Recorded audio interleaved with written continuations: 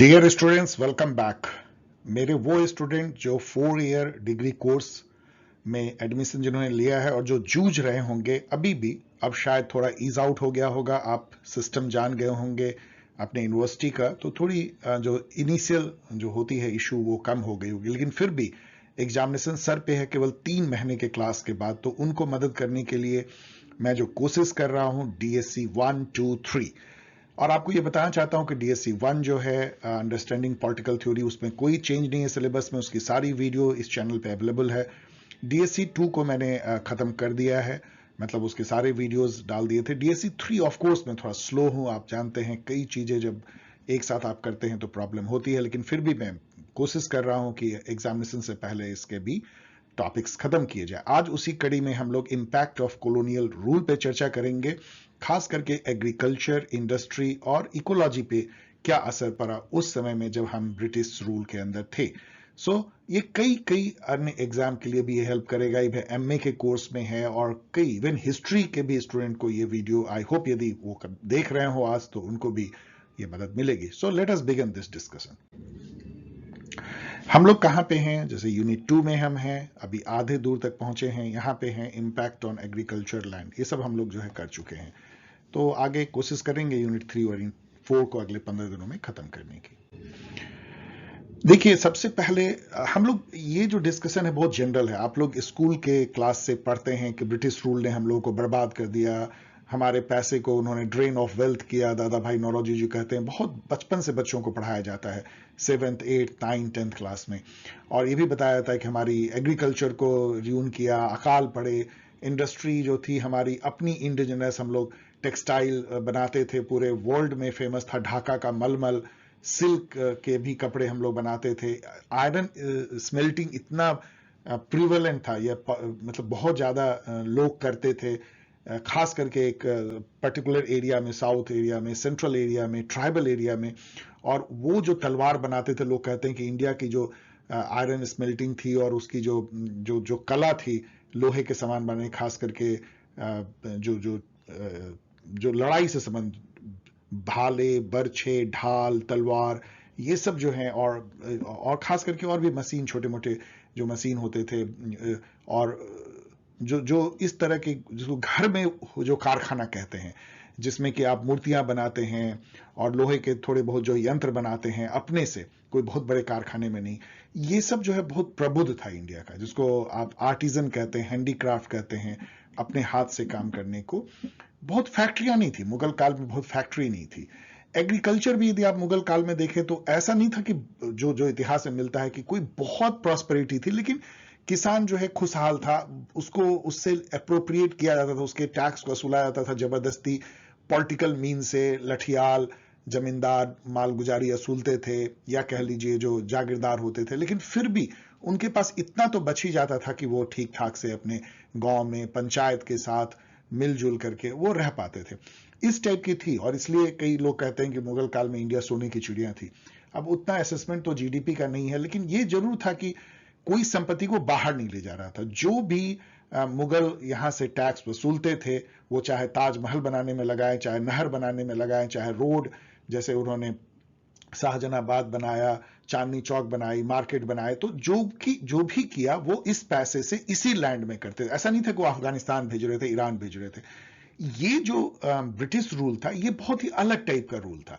ये कॉलोनी को उन्होंने एक्वायर ही किया था कि यहां से लूट करके हमें अपने देश में विकास करना है। ये उस टाइप का था जो महमूद गजनवी ने किया था, कि उन्होंने प्लंडर किया और अपने धन लूट करके गजनवी को उन्होंने कहा कि मैं दुनिया का सबसे अच्छा राजधानी बनाऊंगा।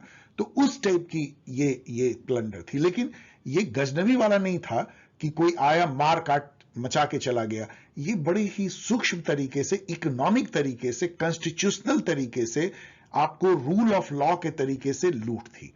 मतलब जिसको आप बोलते हैं ना कि it was not a kind of direct plunder and लूट, इट वॉज सच दैट कि आप उसको समझ नहीं पाएंगे जब तक कि आप उसके अंदर नहीं झांकेंगे। आपको कहीं ना कहीं लगेगा कि ये तो हमारी हेल्प करने के लिए आए हैं, उन्होंने जो कहा भी। तो ये जो लंबी भाषण में दे रहा हूं, एक तरह का आप समझिए इंट्रोडक्शन है इसका, कि क्या हम डिस्कस करने जा रहे हैं, मतलब ये क्यों एक्सप्लॉयटेशन था। अदरवाइज यहां पे देखिए रेलवे का विकास हुआ, एजुकेशन, इंग्लिश एजुकेशन हुए, बहुत सारे नहर भी बने, पॉलिटिकल इंस्टीट्यूशन बने, जुडिशरी बनी, सुप्रीम कोर्ट बने, पार्लियामेंट, इन सब की भावना भी आई। तो ऐसा नहीं है कि विकास नहीं हुआ। पोस्ट एंड टेलीग्राफ आए, एयरप्लेन भी जो है 1910 के आसपास आए, सब कुछ हुआ, पोर्ट बने।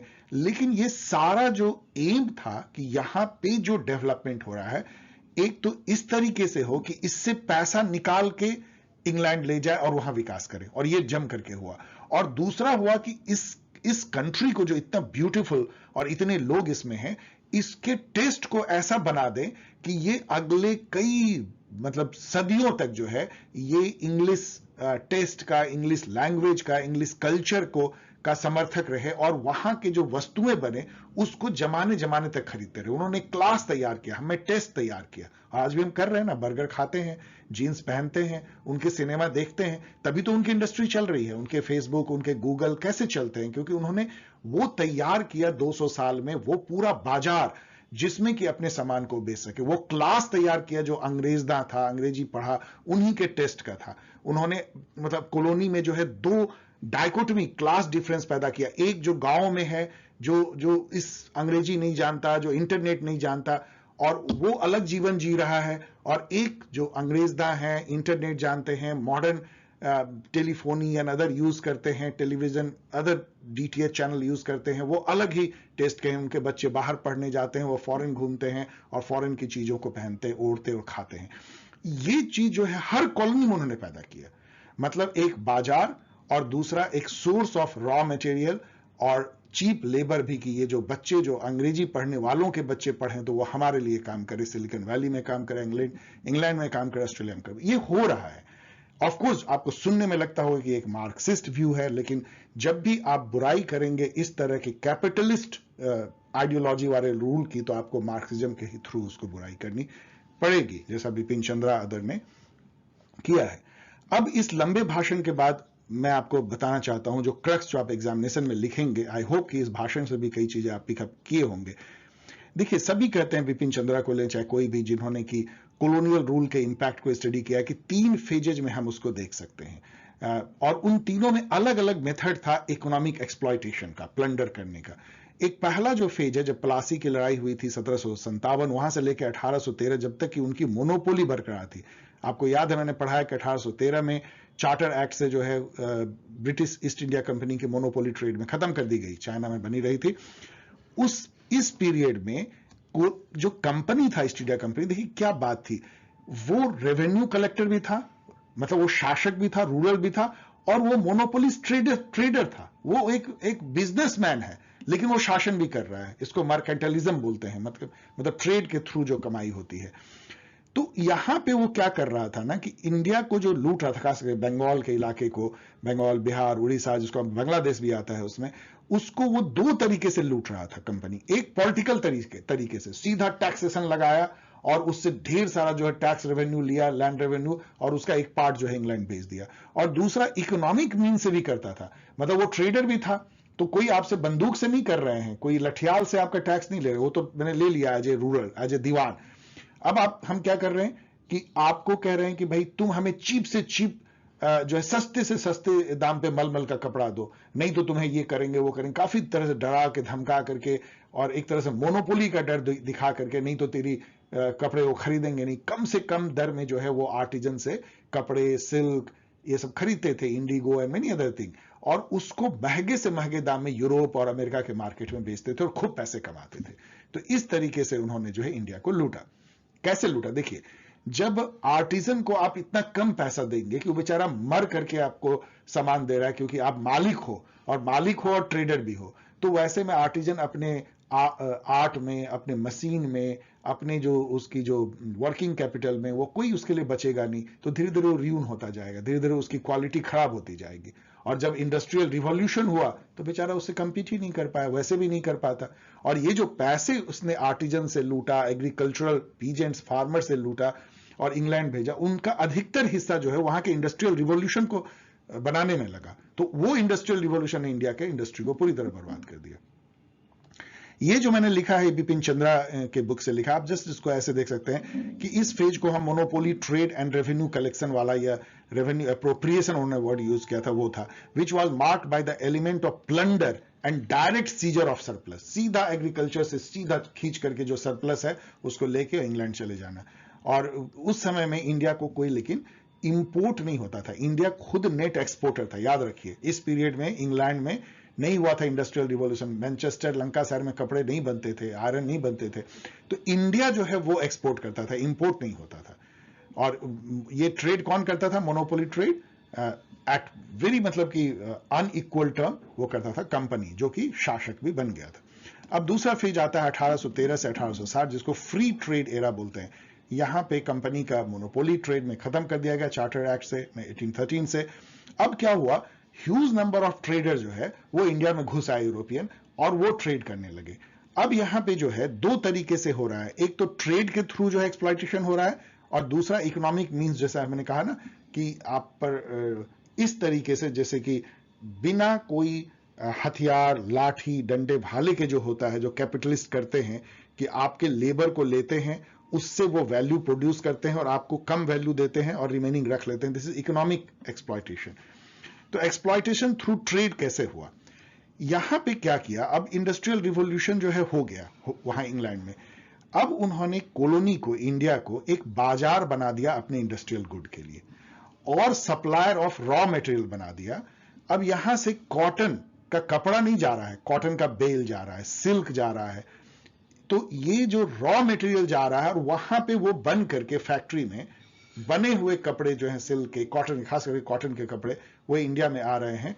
और वो ऐसा आ रहे हैं कि यहां से जब जा रहा है तो एकदम बिल्कुल जो है उस पर आप जो भी टैरिफ वैरिफ लगाना है वो तो लगाते हो, लेकिन जब आ रहा है बन करके तो जीरो टैरिफ लगा रहा है। मतलब यहां के जो बुनकर हैं उनको कोई मौका नहीं था कि फैक्ट्री लंकाशायर से बने हुए कपड़े को वो एक तरह से कंपीट कर पाए। क्यों नहीं कर सकते कंपीट? क्योंकि वो उन पर कोई ड्यूटी ही नहीं थी, मतलब ऑलमोस्ट वो फ्री इंडिया में आ रहे थे, और वो फैक्ट्री से बने हुए थे, वो बहुत चीप होते थे, सस्ते होते थे, मशीन से बनते थे। यहां पे हाथ से आप कपड़े बना रहे हो, इसका प्राइस ज्यादा होता था। इन दोनों के चलते हमारी पूरी जो कॉटन टेक्सटाइल इंडस्ट्री जो घर घर में थी वो बंद हो गई। तो एक तरह से उन्होंने र्यून कर दिया। इसके अलावा इंडिया जो है रॉ मटेरियल का एक तरह से कमोडिटी सप्लाई करने वाला बन गया, जो कि इंडिया बना, ब्राजील बना, अर्जेंटीना, सारे कंट्री जो थे, इंडोनेशिया, चाइना, सब जो है एक तरह से रॉ मटेरियल प्रोड्यूस करने वाले। और वही रॉ मटेरियल जो है वो उन डेवलप्ड कंट्री के फैक्ट्री में जो इंडस्ट्रियल रिवॉल्यूशन हुआ वहां से बन करके और चीप जो है वो आ रही है और डंप हो रही है। इससे समझ लीजिए कितना ज्यादा एक्सप्लॉइटेशन, इकोनॉमिक एक्सप्लॉइटेशन हुआ होगा। तो हम लोग जो है सबऑर्डिनेट ट्रेडिंग पार्टनर बन गए, आज तक वो हम लोग बने हुए हैं। और इसी को जो है समीर अमीन जो है वो अनइक्वल एक्सचेंज कहते हैं। मतलब इस तरह का ट्रेड जब होता है जहां पे कि आप जो है मटेरियल जो दे रहे हो वो सस्ता दे रहे हो, और आप जो खरीद रहे हो महंगा खरीद रहे हो। आपके यहां पे जो लेबर रेट है वो बहुत कम है, और जहां आप डेवलप्ड कंट्री में सामान भेज रहे हो आप चीप लेबर से बना के, वहां पे लेबर रेट बहुत हाई है, और प्रॉफिट दोनों जगह जो है वो सेम रेट से आप कैपिटल पर प्रॉफिट ले रहे हो। तो डेफिनेटली ड्रेन ऑफ वेल्थ होगा, मतलब यहां से पैसा निकल करके डेवलप्ड कंट्री की तरफ जाएगा। अब ये कितना बड़ा अन्याय है कि जो कंट्री पहले से गरीब है वो अमीर कंट्री को ट्रेड में अनइक्वली बेनिफिट पहुंचा रहा है।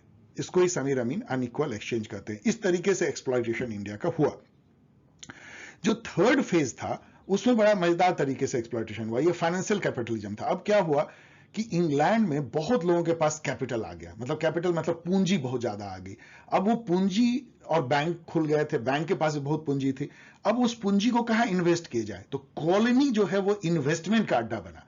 आज आपको थोड़ा सुन के अजीब लगता होगा कि हम लोग फॉरेन डायरेक्ट इन्वेस्टमेंट के लिए बेग करते हैं और हम लोग खुश होते हैं लेकिन फॉरेन डायरेक्ट इन्वेस्टमेंट का एक कीमत भी होती है। वो कीमत हमें चुकानी पड़ी। जब वो यहां पे आपको इन्वेस्ट किया उन्होंने इंडिया में अपने कैपिटल को, तो यहां पे उन्होंने चीप लेबर लिया, यहां चीप रॉ मटेरियल लिया, और उसकी जो प्रॉफिट यहां जनरेट हुई, ह्यूज प्रॉफिट जनरेट होगी, उसको उन्होंने जो है वर्ल्ड मार्केट में बेच करके ह्यूज प्रॉफिट कमाया, और यहां नहीं रखा, उसको लेके भाग गए। आज भी लोग भागते हैं, बस समझिए। तो इसलिए एफडीआई मतलब बिना कॉस्ट के नहीं होती है, तो वो हमें ह्यूज कॉस्ट जो है पे करना पड़ा। वो कैपिटल कहां लगी?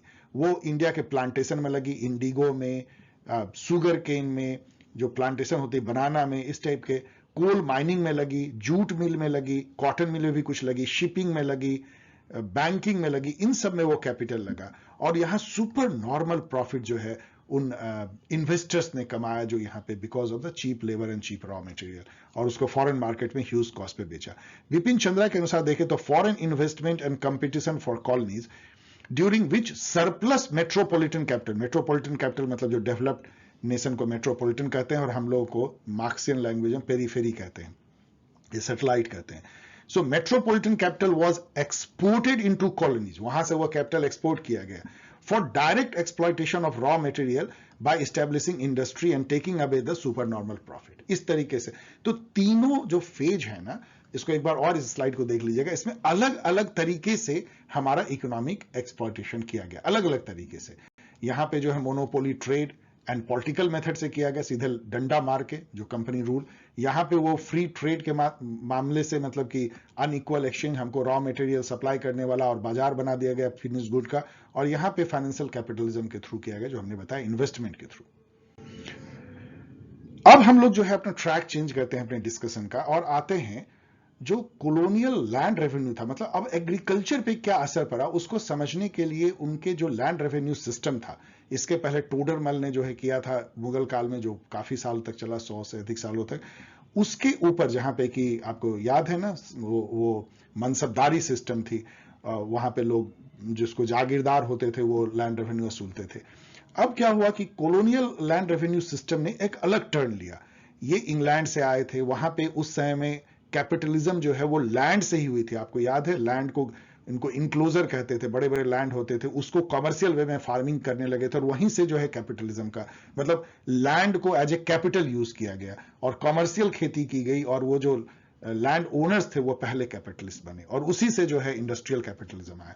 अब इंडिया में भी वो कुछ ना कुछ उस टाइप का करना चाहते थे, तो इन्होंने दो सिस्टम यहां पे इंट्रोड्यूस किया। एक है परमानेंट सेटलमेंट, सॉरी 3 किया था, दूसरा है रैयतवारी, और तीसरा महलवारी। महलवारी हम डिस्कस नहीं कर रहे हैं क्योंकि वो एक तरह का बहुत ही इनसिग्निफिकेंट था, लेकिन परमानेंट सेटलमेंट और रैयतवारी, ये दोनों को इस तरीके से डिस्कस कर रहे हैं कि आप समझिए कि एग्रीकल्चर पे इसका क्या असर पड़ा होगा इस सिस्टम का। और जब एग्रीकल्चर पे पड़ा ना, तो इंडस्ट्री पे भी पड़ना था, क्योंकि उस समय में जब इंडिया मुगल काल के बाद में था, तो एग्रीकल्चर इंडस्ट्री मिला हुआ था। एक ही किसान जो है वो खेती करता था और वो बुनकर भी होता था, और उसकी पत्नी भी बुनकरी में हाथ बटाती थी। वही आयरन स्मेल्टिंग करता था, खेती भी करता था, वो मतलब हैंडीक्राफ्ट भी करता था और खेती भी करता था। ये जो टूट गई, मतलब इन्होंने क्या किया कि एग्रीकल्चर को इंडस्ट्री से काट दिया, उससे इंडस्ट्री तो डूब ही गई। जो इंडस्ट्री में लोग एक्स्ट्रा पैसे कमाते थे, अब वो एग्रीकल्चर पे ही सारे डिपेंडेंट हो गए। और एग्रीकल्चर में भी ये जो परमानेंट सेटलमेंट लाया और रैयतवारी, कई लोगों का खेत छीन गया, मनी लेंडर, सूद पे लेने वाले, उन सब के जमीन उनके ऊपर चढ़ गई, और ये लोग लैंडलेस लेबरर हो गए। आज जो इंडिया में समस्या है कि करोड़ों लोग जो जिसको बोलते हैं कि बिना किसी खेत के जो है खेती करते हैं, लैंडलेस लेबरर, या मान लीजिए वो सीधे नरेगा में या अलग तरीके से केवल वो अपना मजदूरी करते हैं गांव में। वो उसका जो मेन रीजन था, ये इस टाइप की जो लैंड रेवेन्यू सिस्टम इन्होंने इंट्रोड्यूस किया वही था। तो चलिए हम लोग समझने की कोशिश करते हैं परमानेंट सेटलमेंट को पहले और फिर रैयतवारी सिस्टम को। आप लोगों ने permanent settlement, I am sure कि आप लोगों ने स्कूल में पढ़ा होगा, एनसीईआरटी के बुक में। ये क्या था, जल्दी से इसको चलिए देखते हैं। ये 1793 में लॉर्ड कॉर्नवालिस, जो गवर्नर जनरल थे बंगाल के और इंडिया के गवर्नर जनरल कहलाते थे, उन्होंने इसको बंगाल प्रोविंस में पहले लागू किया, जो कि उस समय का समझिए बंगाल, बिहार, उड़ीसा था। और बंगाल मतलब जो कहते तो बांग्लादेश कंट्री तक उसमें शामिल थी, इतनी बड़ा था ये। इसमें हुआ क्या कि जो लैंड रेवेन्यू जो थी वो परमानेंटली फिक्स कर दी गई, मतलब कभी जीवन में चेंज नहीं होगा, इसलिए उसको परमानेंट सेटलमेंट कहा गया।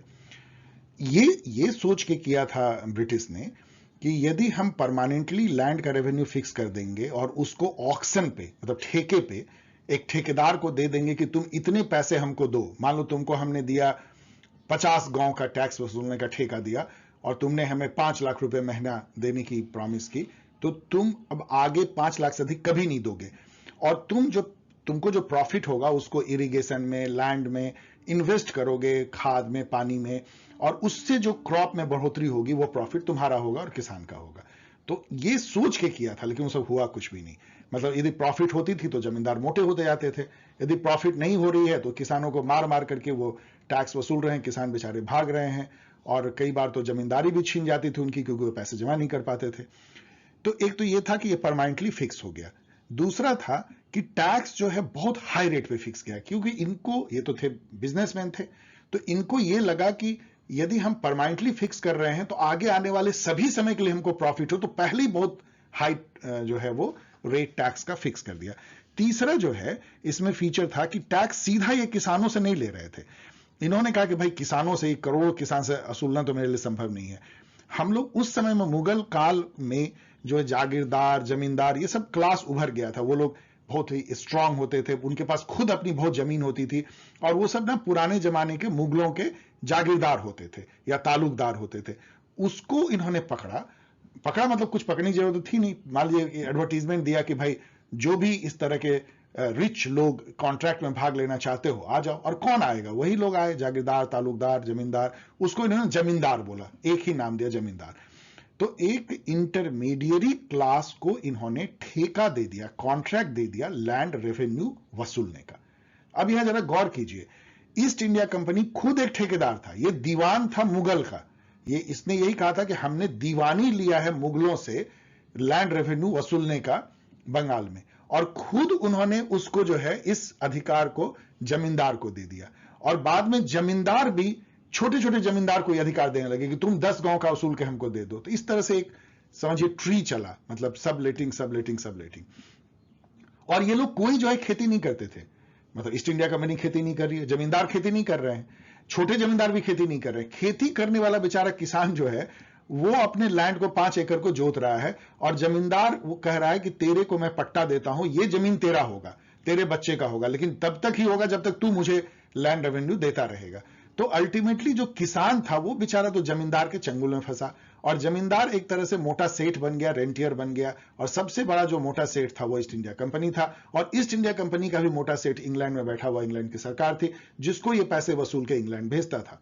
ये व्यवस्था थी। अब यहां पे क्या था कि जमींदार जो है ना, वो अपना माल जिसको 50 गांव दे दिया गया, उसका वो जागीरदार बन गया, वो मालिक बन गया। वो उस जमीन को, 50 गांव के जमीन को स्टेट बोलते थे, उसको वो बेच सकता था। मतलब जमींदारी को सेल परचेज ओपन मार्केट में होता। यहां पे एक कैपिटलिज्म आ गई, उसको पसंद नहीं आया जमींदारी, तो वो अपनी जमींदारी को किसी और जमींदार को बेच सकता था। और इसके अलावा उसका बच्चा जो है वो जमींदार बनेगा, मतलब वो हेरिडिटरी है। मतलब यदि वो लैंड रेवेन्यू देता रहे जो प्रॉमिस किया था कॉन्ट्रैक्ट के अनुसार ईस्ट इंडिया कंपनी को, तो जमींदारी हमेशा के लिए रहेगी। लेकिन इसमें यही कैच था कि तब तक ही तुम जमींदार हो और ओनर हो अपने स्टेट का, जब तक तुम कॉन्ट्रैक्चुअल अमाउंट पे कर रहे हो टाइम से।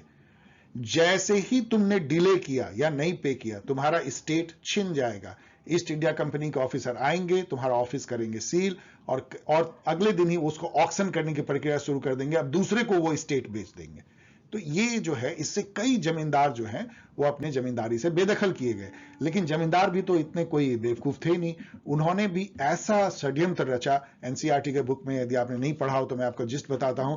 उन्होंने क्या किया कि पहले तो आपने रेंट पे नहीं किया कॉन्ट्रैक्चुअल, तो उनकी जमींदारी छिन गई। अब वो ऑक्शन हुआ, तो ऑक्शन में ना उसी के नौकर चाकर रिलेशन ये लोग खड़े हो गए, और जिस रेट पे, मान लीजिए 100 रुपए पे पहले वो जमींदारी था, अब 100 पे कोई खरीद ही नहीं रहा है, तो हार करके ईस्ट इंडिया कंपनी बोले चलो 90 रुपए में खरीद लो। 90 पे भी नहीं खरीदा, 80 में खरीदो, नहीं 70 में खरीदा।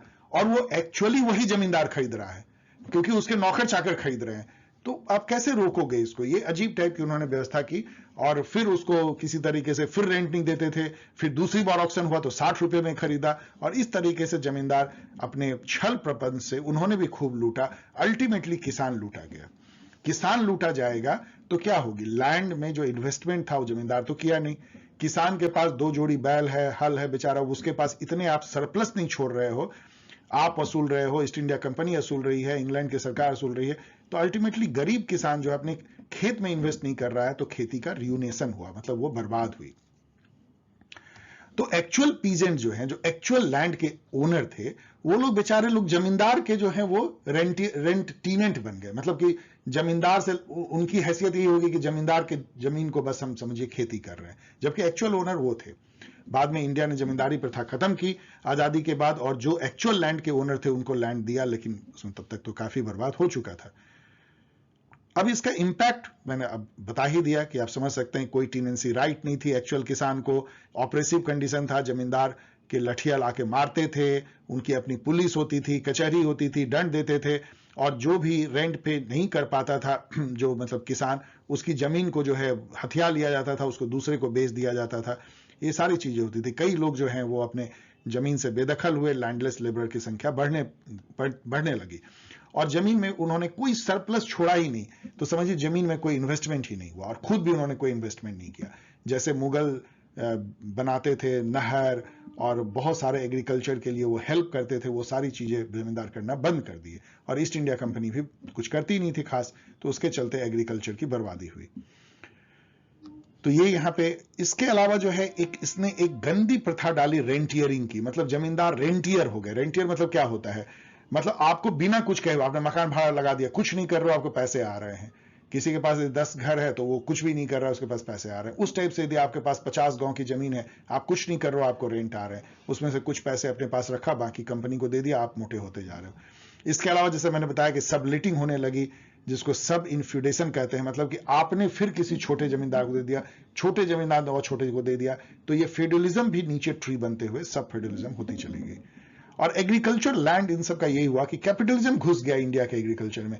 अब लैंड जो है जिससे कि जीवन जुड़ा हुआ था, वो एक कमोडिटी बन गई। जैसे चावल दाल आप बेचते हैं बाजार में, वैसे लैंड बिकने लगी। जमींदार की स्टेट बिक रही है और किसानों की जो है लैंड बिक रही है। तो ये भी एक प्रभाव पड़ा। अब आइए हम लोग देखते हैं कि रैयतवारी सिस्टम, जो कि एकदम उसका लगभग उल्टा जैसा है, लेकिन दोनों के प्रभाव एक जैसे हुए। ये जो है मद्रास प्रोविंस में मुनरो, जो कि वहां के बाद में गवर्नर भी बनाए गए, उन्होंने इसको इंट्रोड्यूस किया। बॉम्बे प्रेसिडेंसी में मुनरो के ही एक चेले थे, एल्फिस्टन एक ऑफिसर, उन्होंने किया। तो बॉम्बे और मद्रास मतलब डेक्कन में, साउथ में ये इंट्रोड्यूस हुआ। यहां पे क्या था कि सीधा फार्मर से लैंड रेवेन्यू फिक्स किया गया। यहां बीच में कोई दलाल या इंटरमीडियरी जमींदार नहीं रखा गया, क्योंकि जमींदारी जो परमानेंट सेटलमेंट था उसका एक्सपीरियंस अच्छा नहीं रहा। जमींदार ने जिस तरह का धोखा किया ना, मैंने आपको बताया, उससे उनको लगा कि अच्छा है कि सीधा रैयत मतलब कि किसान, उससे क्यों ना जो है सेटलमेंट किया जाए। अब यहां पर लेकिन रैयत से करने के लिए आपको लैंड रेवेन्यू फिक्स करनी थी। उसको एक तो परमानेंट नहीं था, ये टेम्पोररी था, 10-20 साल में फिर से जो है लैंड रेवेन्यू एसेस होगा। लेकिन हर किसान का जमीन अलग अलग होता था, तो एक डिटेल सर्वे साइंटिफिक करने की कोशिश की गई, और हर खेत का अलग अलग लैंड रेवेन्यू फिक्स किया। सोचिए कितना टफ होगा, लेकिन मुंडो ने ऐसा किया, और उसको उनका इनाम मिला कि उनको गवर्नर बनाया गया। और कहा गया कि देखो, ये खेत की रेवेन्यू इतनी आपको देनी पड़ेगी, खेती करना है, तुम किसान हो तो करो, नहीं करना है तो मत करो। तो बहुत सारे किसान तो बोलते भाई इस रेट पे तो हम करेंगे नहीं, तो वो जमीन ऐसे ही जो है पड़ती रह जाती थी। लेकिन बाद में क्या हुआ, डंडा मार मार के नहीं नहीं पड़ती नहीं रखना, तुमको तो करना ही करना है। तो जबरदस्ती भी उनसे खेती कराया गया उस रेट पे जिसपे कि वो एग्री नहीं करते थे। बाद में एक कमीशन बैठी और उसको ठीक भी किया गया, और फिर वॉलंटरी हो गया, लेकिन ये भी बदमाशी की गई। और जैसा मैंने बोला कि लैंड रेवेन्यू जो है 20-30 साल में रिवाइज होनी थी, और डिटेल सर्वे पे ये बेस था, ये सब पढ़ लीजिएगा। लेकिन इसमें प्रॉब्लम क्या हुआ कि डिटेल सर्वे हो नहीं पाता था, बाद में एकदम गेस वर्क हो गया। चलो मतलब कि पिछले बार कितना हुआ था प्रोडक्शन, अच्छा चलो इस बार इतना हुआ, उसका कितना रेट मिलेगा, तो उसका 1/3 हमको मिलना चाहिए टैक्स, तो इतना टैक्स होगा। बहुत मतलब कि हंच पे जो है वो होने लगा, और अधिकतर बार डिमांड, वही प्रॉब्लम हुई परमानेंट सेटलमेंट जैसा, कि बहुत हाई रख दिया गया। अब इतना हाई रख दिया गया कि मतलब किसान उसको दे ही नहीं पाया। एक पुट कट असेसमेंट कहते थे कि मतलब ओवर आर्बिट्रेरी हो गया, इतना ज्यादा लैंड को सर्वे करना था कि बस ये हुआ कि प्रीवियस ईयर में कितना था तो इस साल भी इतना होगा। इसको पुट कट असेसमेंट कहा गया, कोई साइंटिफिक नहीं था। देन जो मैंने बताया, पहले तो वॉलंटरी था, बाद में जबरदस्ती होने लगा, और लेकिन बाद में इंप्रूवमेंट किया गया। एक कमेटी बैठी थी, उसने साइंटिफिक सर्वे पे जोर दिया, टैक्स को भी घटाया गया, और वॉलंटरी भी कर लिया गया। तो ये सब, इससे थोड़ी सी राहत तो मिली। इसका भी इंपैक्ट वही हुआ कि कोई इंटरमीडियरी तो नहीं था, ये तो अच्छी बात थी, और टैक्स भी बहुत हाई था। तो इससे क्या हुआ, कंपनी का खजाना बहुत तेजी से बढ़ा। तो मुनरो को बहुत बड़ाई मिली कि ये परमानेंट सेटलमेंट से अच्छा है, क्योंकि जमींदार बीच में जो खा जाते थे वो यहां पे नहीं खा रहे थे। लेकिन ये सब हुआ गरीब किसान के कॉस्ट पे। अब वो बेचारा तो एकदम मारा चला गया, और उसके पास कोई रिसोर्स नहीं बचा कि वो बैल भी खरीद सके, हल भी खरीद सके, तो उनकी तो हाल बुरी हो गई। और वो लोग जो है इससे इतना परेशान हुए कि उन्होंने कई एकड़ लाखों एकड़ जमीन को तो टच ही नहीं किया कि हम उसको करना नहीं, तो जमीन खाली रह जाते थे। एक अनुमान के मुताबिक 1855 में 14% मिलियन या 14 million acres of ryotwari land were cultivated 14 while 18 million were waste, मतलब 18 मिलियन एकड़ जो है इसे खाली रह गया, केवल 14 मिलियन को जो है जोता गया। समझिए क्या हालत थी, कितना किसान जो है इस लैंड रेवेन्यू से इतने घबराए थे कि उन्होंने इतने लैंड को छोड़ दिया। और बहुत सारे पीजेंट तो इतने दुखी हो गए कि वो बगल के प्रिंसली स्टेट में भाग जाते थे जहां पे लैंड रेवेन्यू कम था और सिचुएशन अच्छा था। उस समय में ये था कि भाई हमको नहीं टैक्स सुहा रहा है तो हम गांव ही छोड़ करके बगल में चले जाएंगे, मान लो हम पेशवा के राज में चले जाएंगे तो कहीं और गायकवाड़ के राज में चले जाएंगे। ये भी हुआ, तो पीजेंट भाग गए, मतलब ब्रिटिश इंडिया से प्रिंसली स्टेट में। Heavy burden of taxation distorted the land market. अब ये हुआ ना, मतलब यहां पे एक अजीब सी बात हुई, चूंकि हर जमीन का रेट फिक्स था टैक्स का। अब मान लीजिए एक जमीन का टुकड़ा आपको बेचना है, लेकिन कोई खरीदार नहीं मिल रहा है बाजार में, बोल रहा है भाई इसको खरीदेंगे तो ब्रिटिश ने इतना ज्यादा इस पे टैक्स रखा है कि हम तो बर्बाद हो जाएंगे, तो आपका लैंड कोई खरीद ही नहीं रहा है। तो इसके चलते जो है क्या हुआ कि लैंड मार्केट ही जो है डिस्टॉर्ट हो गया, मतलब अब वो जमीन केवल बिकने लायक रह गई जिसपे कि टैक्स कम है, तो टैक्स ने जमीन के खरीद फरोख्त को इफेक्ट करना शुरू कर दिया। Then surplus extraction was through economic means. ये मैं बार बार कह रहा हूं कि देखिए, जो सरप्लस, मतलब सरप्लस क्या होता है, आपने लैंड में मान लीजिए कि आपने कोई अनाज उगाया, आपने चावल उगाया, आपकी जो है लागत जो है 100 रुपये थी, चावल बिका 500 रुपये में, सरप्लस आपको हुआ 400 रुपया। आप 400 रुपया के सरप्लस को दो तरीके से जो है वो सॉरी, दो तरीके से जो है उस सरप्लस को राजा जो है वो अप्रोप्रिएट कर सकता है या खा सकता है। एक तो सीधा है कि उसका लठिया लाए और आपको टैक्स वसूले, मारे पीटे और उससे 200 रुपया लेके चला जाए, 50% या 1/3 लेके चला जाए। दूसरा होता है इकोनॉमिक मीन्स से। इकोनॉमिक मीन्स से क्या होता है कि आपको ट्रेड के थ्रू, आपको लेबर रख करके, जो कैपिटलिज्म में होती है कि आपका वैल्यू जो है वो क्रिएट करे सामान बनाने में, और वो प्रॉफिट जो है, मान लीजिए कि आपने कोई उसको लेबर दिया और वो 100 रुपए का लेबर आपने दिया और एक कुर्सी बनाई 1000 रुपए का, तो आपको उसने मात्र 100 रुपए दिया, 900 रुपए प्रॉफिट कमा लिया। आपका प्रॉफिट जो होना चाहिए था, जो आपके लेबर के चलते वो सामान का वैल्यू था, वो आपको नहीं दिया, जो मार्क्स कहते हैं। यहां पे जो है सरप्लस एक्सट्रैक्शन, ये मैंने इकोनॉमिक लिखा है, ये इकोनॉमिक पॉलिटिकल दोनों मीन से था। यहां पे ज्यादा जो एक्सप्लॉयटेशन था वो पॉलिटिकल मीन से था, क्योंकि पॉलिटिकली ही आप टैक्स लगा सकते हो, और यहां पे हाई टैक्स लगा करके, तो आप इसको पॉलिटिकल मीन ज्यादा समझो कि ये पॉलिटिकल मीन से था। जो ट्रेड के थ्रू जो किया गया था, या जो फाइनेंशियल कैपिटल इन्वेस्टमेंट के थ्रू किया गया था, जो मैंने पहले बताया, वो इकोनॉमिक मीन्स था, जो कैपिटलिज्म में होता है। अब यहां पे क्या हुआ कि मनी लेंडर और मर्चेंट गांव में घुस आए, जो आज तक जो है घुसे हुए हैं, जिसके चलते ही कितना ज्यादा विरोध भी हुआ, विद्रोह भी हुआ एग्रेरियन।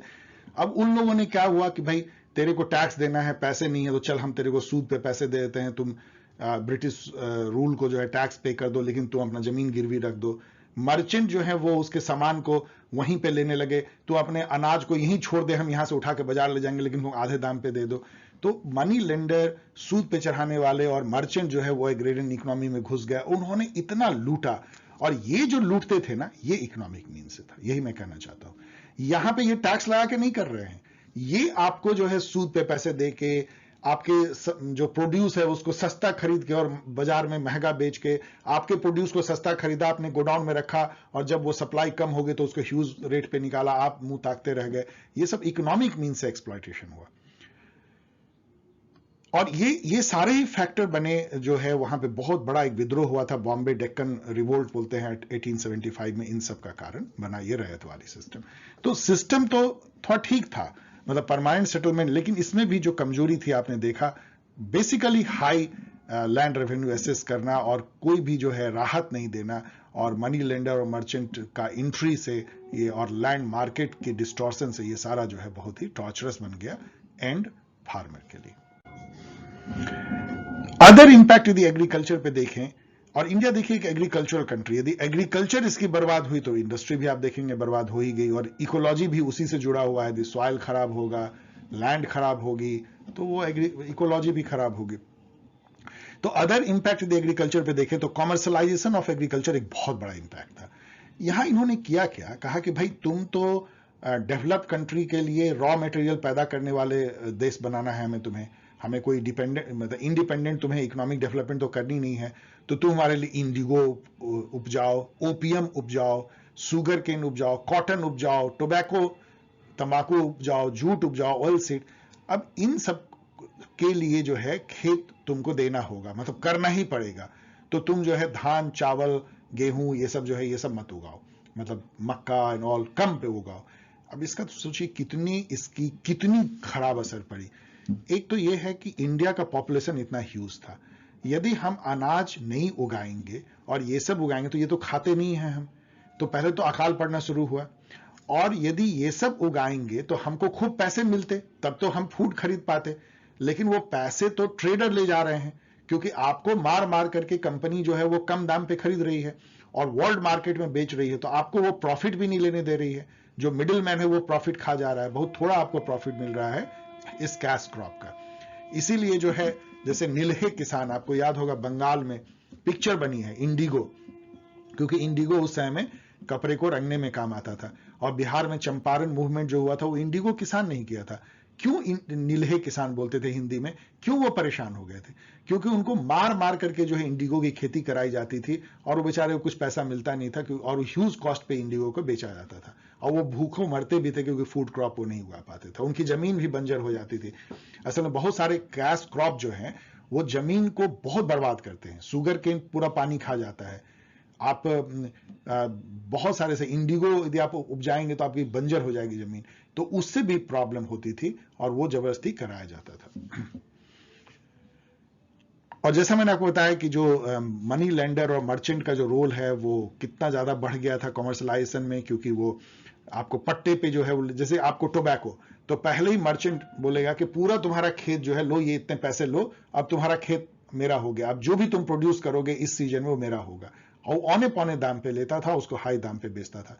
मनी लेंडर जो है आपको हल खरीदने के लिए, बैल खरीदने के लिए, बीज खरीदने के लिए, खाद खरीदने के लिए पैसे दे रहा है, और उसका ह्यूज इंटरेस्ट ले रहा है, कई बार तो 50%, 60% पर एनम के रेट से इंटरेस्ट ले रहा है।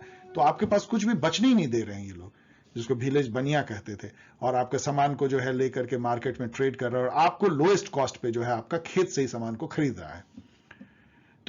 तो जो पूरे किसान थे, जो एंड किसान थे, उनके लिए ऑपरेसिव कंडीशन था, हर कोई उसको लाठी मार रहा है, और एक तरह से अपना वो फ्रीडम भी खो दिया, क्योंकि उसको जबरदस्ती जो है इंडिगो उपजाया जा रहा है, ओपीएम उपजाया जा रहा है, तो उसको अपने खेत से ही एलियनेशन होने लगा। वही जो मार्क्स कहते हैं, मतलब अपने प्रोडक्ट, नीलहे किसान को नील जो है इंडिगो देख के घृणा हो रही है, और वो उसको उससे एसोसिएट ही नहीं कर पा रहा है, अपने खेत से ही उसको जो है अलगाव पैदा हो रहा है। तो ये चीजें हो गई जो कैपिटलिज्म में होती है। देन उन्होंने ब्रिटिश जो रूल था उसका कोई इंडिया के एग्रेरियन इकोनॉमी को कोई हमेशा के लिए बनाने का तो कोई पर्पस था ही नहीं, तो उन्होंने इन्वेस्टमेंट भी उस तरीके से नहीं कैसे मुगल करते थे, इरिगेशन में, नहर बनाने में, और किया भी तो कुछ एरिया में, जैसे कि पंजाब में किया, इधर ईस्टर्न इंडिया में छोड़ दिया, साउथ में थोड़ा बहुत कहीं कहीं पे किया, तो इसके चलते बहुत लॉप साइडेड डेवलपमेंट हुआ। आज तक हम लोग उसका जो है खामियाजा भुगत रहे हैं। देन उन्होंने जो है एग्रीकल्चर और हाथ से काम करना, इसको आर्टिजनशिप बोलते हैं, हैंडीक्राफ्ट और मैन्युफैक्चरिंग, इन सब का नाते को तोड़ दिया, कट। जबकि पहले ऐसा मैंने आपको बताया कि वही किसान जो है वो आर्ट एंड क्राफ्ट भी करता था, हैंडीक्राफ्ट बुनकर भी होता था, वो आयरन स्मेल्टिंग भी करता था, उसकी पत्नी बच्चे भी उसमें काम करते थे उसके छोटे से घर के कारखाने में, वो सब कट हो गया। अब जो है केवल वो मेयर किसान रह गया, वो भी आपके डिक्टेट पे, वो जो क्रॉप बोल रहे हो उपजा रहा है आपके वर्ल्ड मार्केट के लिए, और जिस टर्म्स कंडीशन पे आप बोल रहे हो वैसे उपजा रहा है। और उसका आर्टिजन हैंडीक्राफ्ट तो आपने खत्म कर दिया इंडस्ट्रियल रिवॉल्यूशन से। पहले तो खत्म किया कि जब इंडस्ट्रियल रिवॉल्यूशन नहीं हुआ था, मैं रिपीट कर रहा हूं, तो आप इतने सस्ते दाम पे उसे ये सब खरीदते थे और वर्ल्ड मार्केट में हाईएस्ट दाम पे बिकते थे कि बेचारा ऐसे मर गया।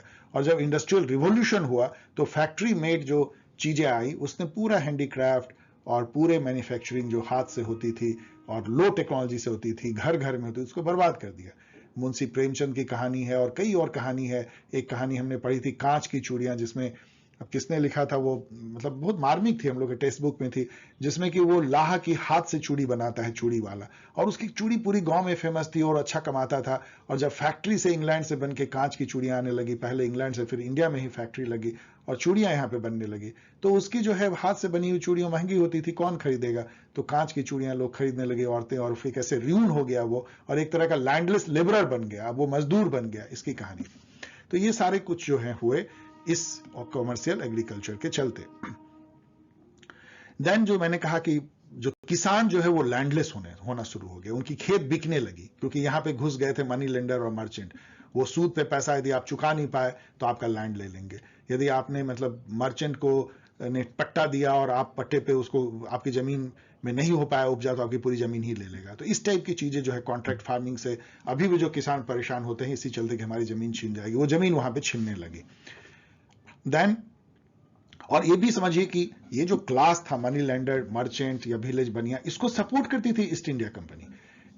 किसानों के वो लोग कनेक्टेड थे, अभी भी कनेक्टेड है, अभी ऐसी होती है, राजकाज पुलिस उन्हीं को सपोर्ट करता है, उस समय से यही प्रथा है, हमेशा से हो सकता है। तो उसके चलते किसान की लैंड जो है छीन जाती थी। Than less focus on food crop होने से क्या होगा, डोमेस्टिक कंजम्पशन जो है वो तो बहुत ज्यादा था, और यहाँ पे आपको मिल नहीं रहा है, यहाँ अनाज उग नहीं रहे हैं, तो आपको क्या होगा, अकाल, इतने अकाल पड़े, इतने लोग मारे गए, करोड़ों लोग अकाल में जो है इंडिया में मारे जाते थे। और आपको लगता होगा अकाल में लोग इसलिए मरते हैं कि उनको खाना नहीं मिलता है, ऐसा नहीं है डियर स्टूडेंट। अकाल में होती यह है कि जब खाना कम होता है, बीमारियां होती हैं, तो उससे बीमारियां फैलती हैं, उससे पशु मरने लगते हैं, पशुओं के मरने से बीमारियां फैलती है, बहुत सारे अनहाइजीन से बीमारी फैलती है, और एक पूरा एक समझिए महामारी का रूप जो है फैमिन लेता है। फैमिन एंड महामारी दोनों मिल जाते हैं। तो ये हुई इंडिया में ह्यूज अमाउंट ऑफ, कई बार जो है फैमिन हुई। India as a supplier of agriculture commodity बन गया, raw material for the industrialised west, जो कि डिपेंडेंसी थ्योरी में कहा जाता है कि यही तो हमें बनाया गया। हमें क्या बनाया गया, हमको जो है कॉटन सप्लाई करना है, हमको टोबैको सप्लाई करना है, और वो बना बनाया प्रोडक्ट जो है कॉटन टेक्सटाइल एंड सिगरेट वो हमको लेनी है। हम यहाँ से शुगर केन भेजेंगे और खरीदेंगे उसके चीनी के प्रोडक्ट एंड ऑल। तो ये चीजें हुई, मतलब हम बन गए raw material and agriculture commodity के exporter and importer of finish good. हमारी जो ये चीजें हैं एकदम औने पौने दाम पे वर्ल्ड मार्केट में खरीदी जाएंगी। इस तरह का ट्रेड सिस्टम होगा कि इसकी दाम कुछ होगी ही नहीं, बहुत सस्ते होंगे, और इस तरह का रूल बनाया जाएगा कि यही जब फिनिश प्रोडक्ट हो तो उसके दाम कई गुना ज्यादा हो, तो गरीब कंट्री जो है वो पे करेगी अमीर कंट्री को, अनइक्वल एक्सचेंज होगा। समीर अमीन का मैंने जो आपको बताया। लेकिन इसको जो है एक थ्योरी दिया गया। देखिए हर चीज की जो है, इवन कोलोनाइजेशन का आपको पता है कि उन्होंने थ्योरी दिया कि ये जो है सिविलाइजेशन मिशन है, white pants burden and all. तो यहां इन्होंने थ्योरी दिया, इन्होंने कहा कि ये एकदम सही है, इसको कहते हैं division of labour, international division of labour. जो कंट्री जिस चीज को ज्यादा अच्छे से कर सकता है वो उसको वही करे। इंडिया जैसे जो कंट्री है, India, Brazil, Argentina, China, Indonesia, ये लोग एक्सपर्ट हैं एग्रीकल्चर कमोडिटी पैदा करने में, ये वही पैदा करें, और हम एक्सपर्ट है फैक्ट्री से प्रोड्यूस करने में, फिनिश गुड हम वही करेंगे। तो इससे क्या होगा कि कंपिटिटिव एडवांटेज इनको ज्यादा है एग्रीकल्चर में, हमको ज्यादा है इंडस्ट्री में, तो हम दोनों एक दूसरे के कंप्लीमेंट्री पूरक हैं। इस तरह के आप समझिए कि झूठे थ्योरी देके इन्होंने हमें एक तरह से इंडस्ट्रियलाइज या पिछड़ा रखा मैन्युफैक्चरिंग इंडस्ट्री में, और एक तरह से हमारे पूरे इकोनॉमी को रियून किया। अब आइए हम लोग देखते हैं कि इकोनॉमिक इफेक्ट जो कॉलोनियल रूल का पड़ा, अधिकतर तो मैंने बता दिया है लेकिन जल्दी से चलिए देखते हैं। पहला तो है कि डी इंडस्ट्रियलाइजेशन, आपने देखा कैसे हमारे इंडस्ट्री को रियून किया गया दो तरीके से। चलिए आगे हम लोग डिस्कस करेंगे, यहां छोड़ दीजिए। देन ड्रेन ऑफ वेल्थ हुआ, सीधा मतलब यहां से पैसे जो है अनेक तरीकों से वो ब्रिटेन ले जाया गया, जो कि मुगल काल में नहीं होता था। डी इंडस्ट्रियलाइजेशन देखें तो मुगल काल में ऐसा नहीं था कि बहुत कोई इंडस्ट्री यहां पे थी, लेकिन घर घर में जो हैंडीक्राफ्ट था, छोटे छोटे कारखाने थे, स्पिंडल था, लोग कपड़े बुनते थे, आयरन स्मेल्टिंग करते थे, वो बर्बाद हो गया। देन अकाल, आपने देखा कितनी अकाल आई। यहां पे मैंने एक स्टेटमेंट दिया है, आप इसको पढ़ लीजिएगा कि मतलब कितना जो है इंक्रीज इन पॉपुलेशन हुआ, और फूड ग्रेन प्रोडक्शन किस तरीके से गिरा, और उससे जो है क्यों अकाल आई, और उसका जो प्रोडक्टिविटी है वो भी गिरा। बस ये डेटा को आप एग्जाम में यूज कर सकते हैं, ये सब सही डेटा है, इग्नू से लिए गए हैं। देन मेनली क्या हुआ कि जैसा मैंने कहा है कि इंडिया को इंटीग्रेट किया गया ग्लोबल कैपिटलिस्ट सिस्टम में, लेकिन कोई इक्वलिटी पे नहीं। ग्लोबल कैपिटलिस्ट सिस्टम का जो कोर रहा वो तो इंग्लैंड अमेरिका रहा, और इंडिया जैसे कंट्री को पेरीफेरी, यहां इंडिया है, यहां चाइना है, ब्राजील है, अर्जेंटीना है, इन सबको पेरीफेरी के रूप में लिया गया। तो इसी को डिपेंडेंसी, ऑफ कोर्स ये सब पूरा सुनने में आपको मार्क्सिस्ट लगता होगा, डिपेंडेंसी थ्योरी लगती होगी, तो आपने पढ़ा है, लेकिन यदि आप क्रिटिकल होंगे तो आपको उधर जाना ही पड़ेगा। तो ये एक तरह का डिपेंडेंट डेवलपमेंट था, जिसको आंडर गुडर फ्रैंक जो है कहते हैं डेवलपमेंट ऑफ अंडर डेवलपमेंट। मतलब ये देखने में आपको डेवलपमेंट लगता है कि रेलवे बने, पोस्ट एंड टेलीग्राफ बना, एयरपोर्ट बना, लेकिन ये सारा कुछ जो है ये स्वतः जनित नहीं है और ना ही यहां के फायदे के लिए है। ये उधर देख रहा है, मेट्रोपॉलिटन मार्केट को देख रहा है।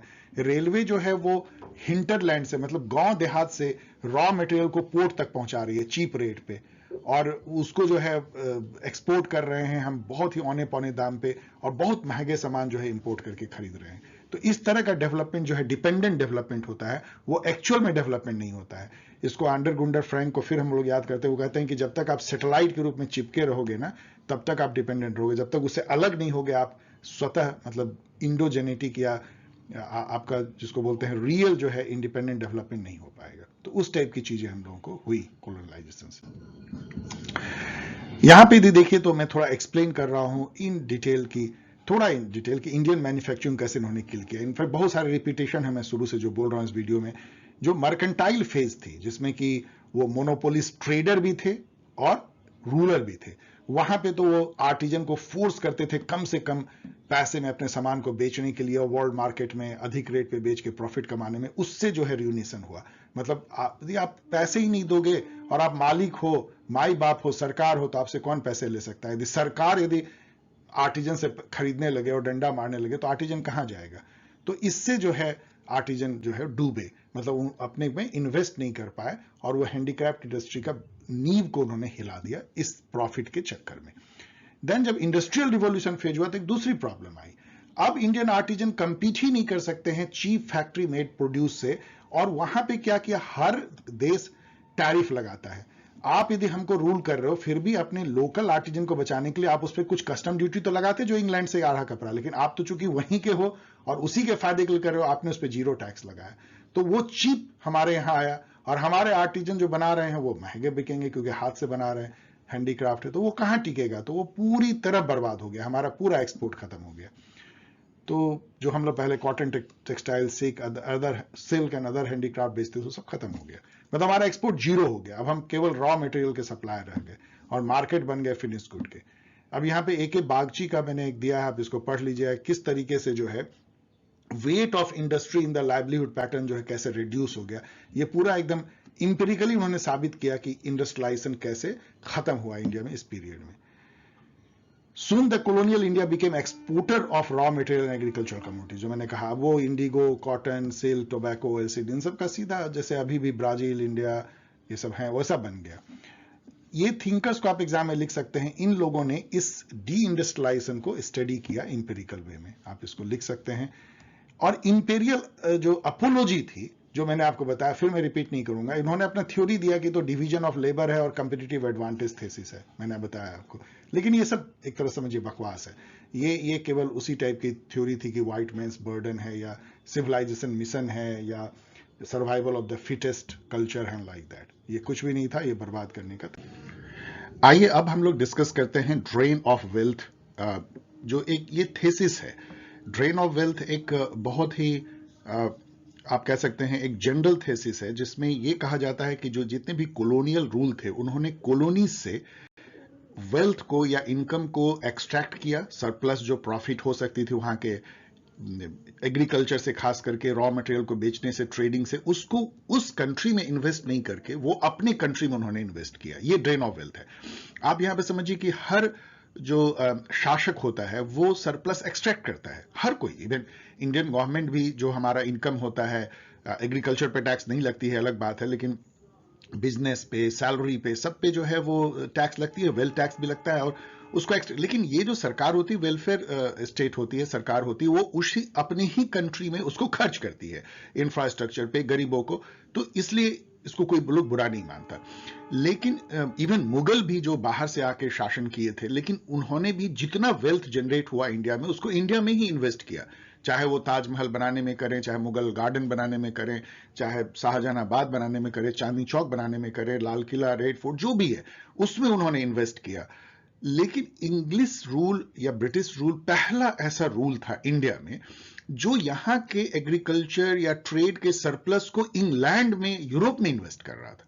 इसको ड्रेन ऑफ वेल्थ कहा गया। सो ये कैसे किया जाता था?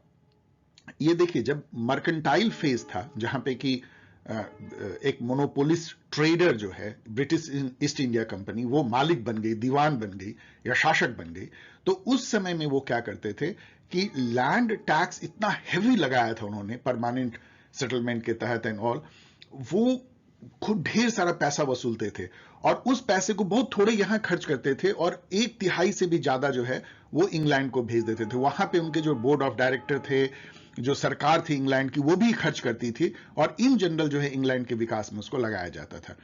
इसके अलावा उस समय में जो ट्रेड से जो प्रॉफिट कमाया ह्यूज, आपको हमने बताया कि कैसे यहां के आर्टिजन को दबा के, पचा के बहुत कम कीमत पे उनके कपड़े एंड अदर आर्टिकल्स जो है, गुड्स खरीदे जाते थे, जो इंडिया के बहुत फेमस थी, सिल्क एंड अदर, और उसको जो है यूरोपियन मार्केट में, इवन अमेरिकन मार्केट में बहुत ह्यूज प्रॉफिट पे बेचा जाता था। इन दोनों पैसे को यहां ना खर्च करके इंग्लैंड में इन्वेस्ट किया गया, इसको ड्रेन ऑफ वेल्थ कहा गया।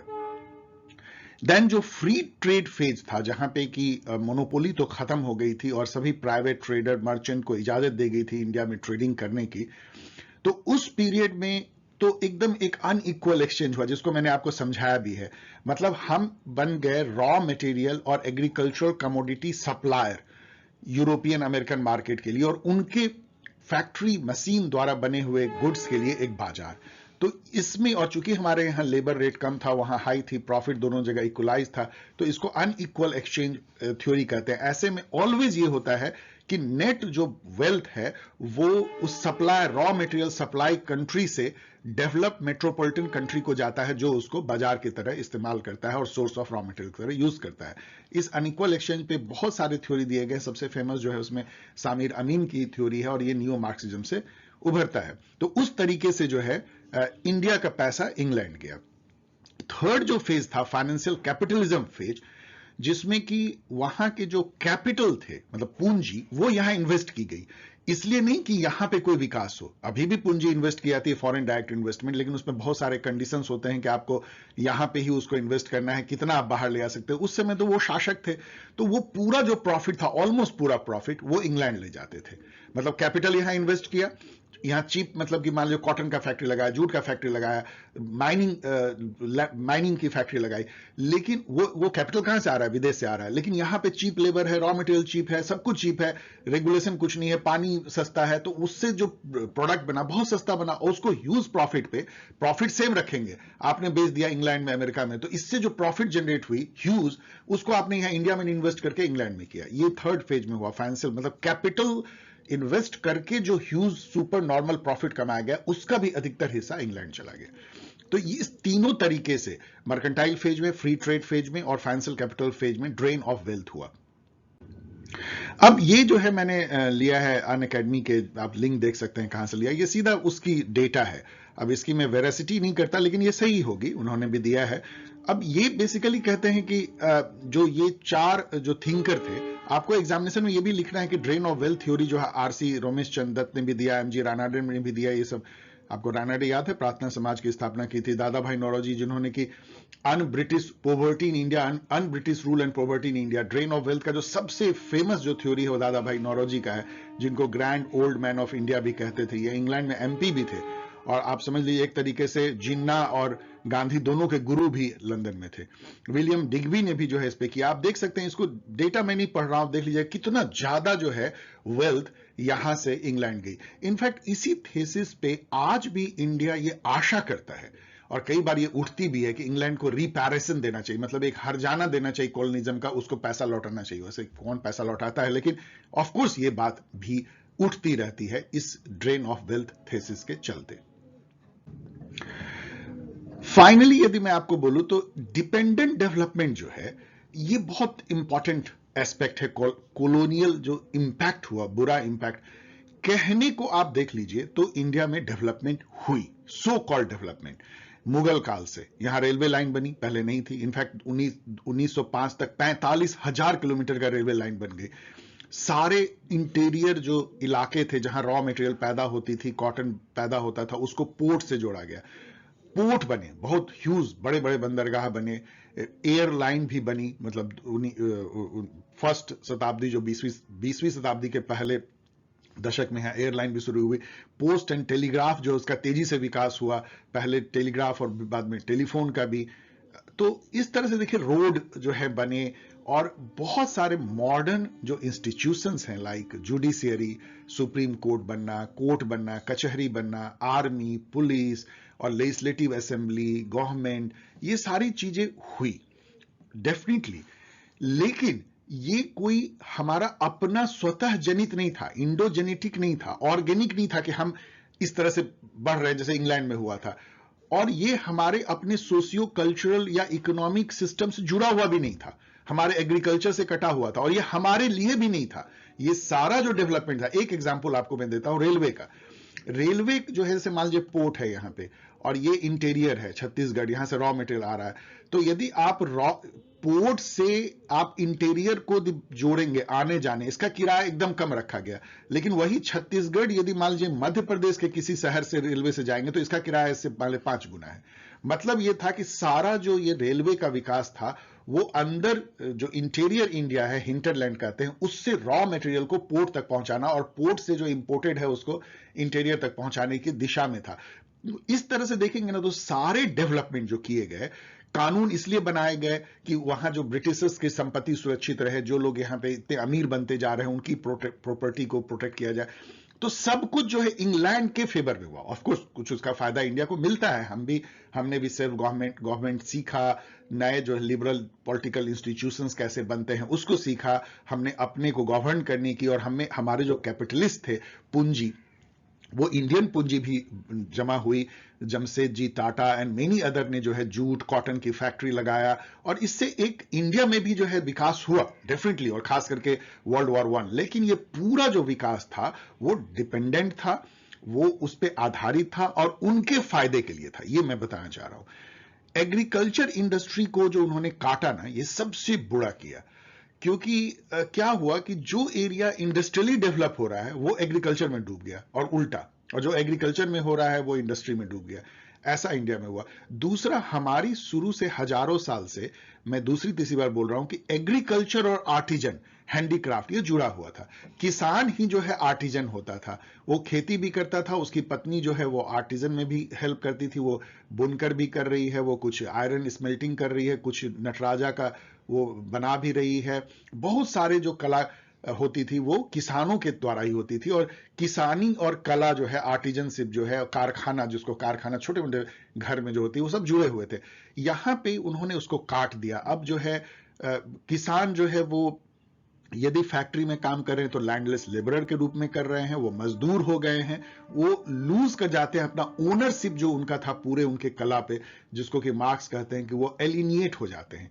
जो उन पे ऑटोनॉमी थी अपने प्रोडक्शन पे और जो फ्रीडम थी वो लूज कर जाते हैं, और उससे जो डिवास्टेशन होता है उसका आज भी हम लोग दंश झेल रहे हैं। So it was dependent development directed towards for the benefit of the metropolitan core. ये सारी चीज आपको सुन के, अगेन यदि आप डिपेंडेंसी थ्योरी पढ़े हैं तो आपको लग रहा है वहां से आती है या नियो मार्क्सिज्म से आती है। ये है सच, क्योंकि जब भी आप ब्रिटिश रूल की क्रिटिकल इवेल्युएशन करेंगे तो आपको वो करना ही होगा।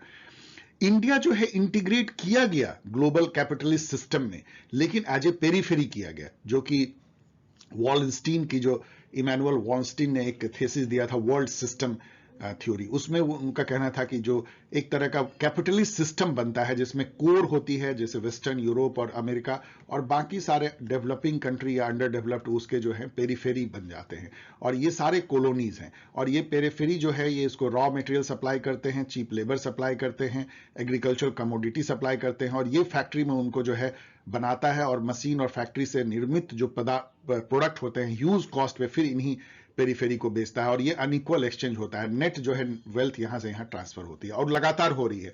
तो इसलिए इसको नियो इंपेरियलिज्म कहा गया, इकोनॉमिक इंपेरियलिज्म कहा गया, जो अभी भी जारी है। देन जो मैंने एक बार और आपको कहा कि कॉलोनियल रूल ने जो सबसे अहित जो किया ना, अहित भी कहना या वो नेचुरल भी था, और बहुत लोग तो आप और हम सभी उसी के एक तरह से प्रोडक्ट हैं।